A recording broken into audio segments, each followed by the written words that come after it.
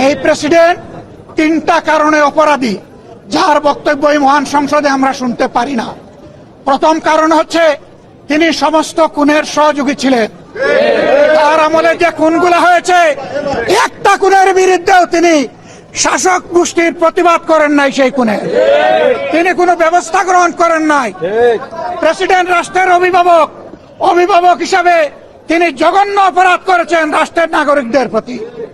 দ্বিতীয় কারণ ছিল, আপনারা জানেন, আগস্ট মাসের 5 তারিখ 24 সালে তিনি জাতির উদ্দেশ্যে ভাষণ দিয়েছেন। সেই ভাষণে তিনি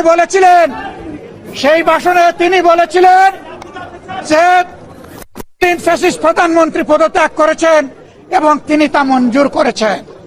পরবর্তী পর্যায়ে আপনারা দেখেছেন, দুইটা মিডিয়ার সাথে সাক্ষাৎকার দিতে গিয়ে তিনি তা অস্বীকার করেছেন।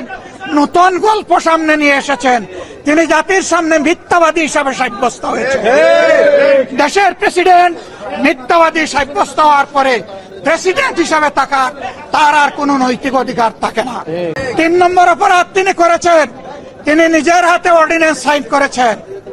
এই জুলাই অভ্যুত্থানের পরে ফেব্রুয়ারির 12 তারিখ নির্বাচন হবে।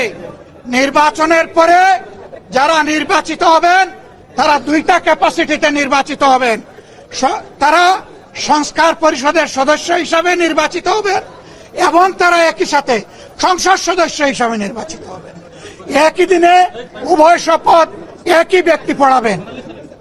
অত্যন্ত দুঃখের বিষয়, সেই শপথ দুটো আমরা নিলেও সরকারি দল নেয়নি।